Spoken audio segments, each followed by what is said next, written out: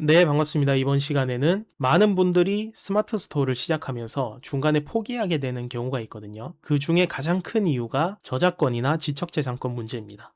그렇다면 이번 시간에는 이 저작권과 지적재산권을 피해가려면 어떻게 해야 되며 그리고 예방 방법은 없을까에 대한 내용을 가지고 한번 알려드리도록 하겠습니다. 일단 첫 번째로는 국내 위탁 판매에 대해서 먼저 말씀을 드려볼게요. 일단 국내 위탁 판매 같은 경우에는 보통은 도매매나 도메이신이나 도매아토즈, 오너클랜, 온채널 같은 대형 도매 사이트를 이용해서 판매자분들이 상품을 등록하고 판매를 하시게 되겠죠. 근데 국내 위탁 판매 같은 경우에는 우리가 아무리 많은 상품을 등록해도 저작권이나 지적재산권 문제가 거의 발생하지 않습니다. 왜냐? 도매매를 한번 예를 들어 보도록 하겠습니다. 상품 공급사 센터에 들어오시게 되면 도매매에 상품을 등록을 하려면 상세 이미지 사용 허용을 반드시 해야지만 상품 등록이 가능하다고 나와 있습니다. 그러니까 저작권, 지적재산권 문제가 없는 이미지만 공급사에서 상품을 등록해라 라는 의미고요. 그리고 문제가 됐을 경우에도 최초 공급사가 같이 책임을 지도록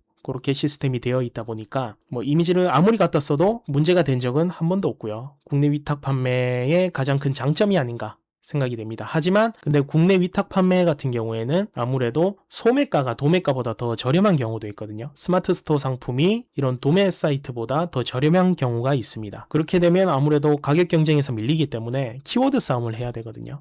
그렇기 때문에 판매가 조금 어려운 경우가 있습니다. 하지만 키워드만 잘 사용하시게 되면 법적 문제도 없고 판매도 어느 정도 되는 안정적인 시장을 맛볼 수 있다. 그렇게 말씀드릴 수 있겠고요. 그리고 두 번째로는 해외 구매 대행을 한번 말씀드려 보도록 하겠습니다. 일단 해외 구매 대행 같은 경우에는 이 지적재산권과 저작권과는 떼어낼 수 없는 그런 판매자라고 보시면 되겠습니다. 왜냐하면 대량 등록 프로그램을 활용해서 1688 사이트나 이런 타오바오 사이트에서 물건을 긁어오기 때문에 지재권이나 저작권 문제가 굉장히 많습니다. 근데 한 가지 의문점이 들죠. 중국 사이트 이미지인데 왜 지재권, 저작권 문제가 있느냐. 이런 경우가 있습니다. 중국 분들이 물건을 올려서 판매하는 경우에는 한국인이 갖다 써도 국가가 다르기 때문에 지적재산권이라든지 저작권 문제가 크게 발생하지 않습니다. 다만 한국 판매자가 중국에 수출을 하려고 상품을 등록하는 경우가 있습니다. 그러면 한국 사람이니까 한국에 살겠죠. 그리고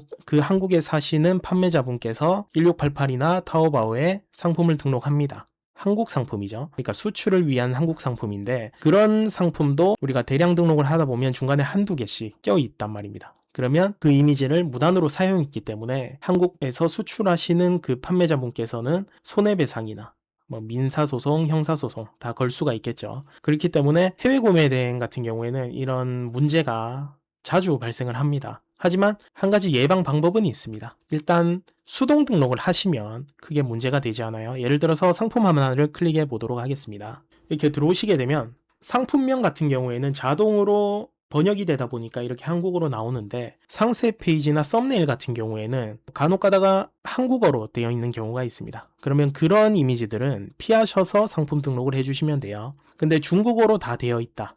그러면 중국어 상세 페이지다 보니까 중국 분들이 아마 올리신 거겠죠. 그러면 이런 상품들은 국가가 다르기 때문에 법적으로 소송 걸기도 어렵고 그렇기 때문에 그냥 넘어가는 경우가 많기 때문에 이런 상품들은 판매를 하셔도 크게 걸릴 일이 없습니다. 따라서 해외 구매 대행을 하시는 분들은 이 공식만 잘 외워두시면 됩니다. 해외에 있는 상품을 국내에 있는 소비자분들께 직송을 보낸다. 이런 공식만 확실하게 알고 계시면 지적재산권이라든지 저작권 문제에 걸릴 리가 거의 없습니다. 왜냐하면 한국 상품을 또 한국으로 보내는 그런 해외 구매 대행은 아무래도 한국 판매자들끼리 또 분쟁이 생길 수가 있으니까 그런 부분만 조심하면 된다라는 이제 정답이 생기죠. 그렇기 때문에 그런 부분 조심하셔서 판매를 하시면 되겠습니다. 근데 간혹 가다가 한국인인데 중국에 수출을 하기 위해서 한국어를 모두 중국어로 번역하고 판매를 하시는 분들도 있습니다. 그러면 한국에 원작자가 있기 때문에 그 상품을 팔게 되면 또 저작권이나 지재권 이슈가 있을 수가 있겠죠.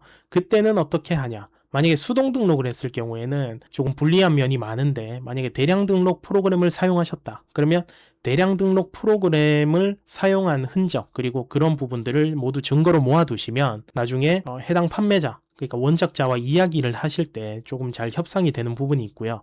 그리고 만약에 형사처벌이라든지 아니면 민사소송까지 가게 되면 그때도 이런 증거물을 제출을 할 수가 있겠죠.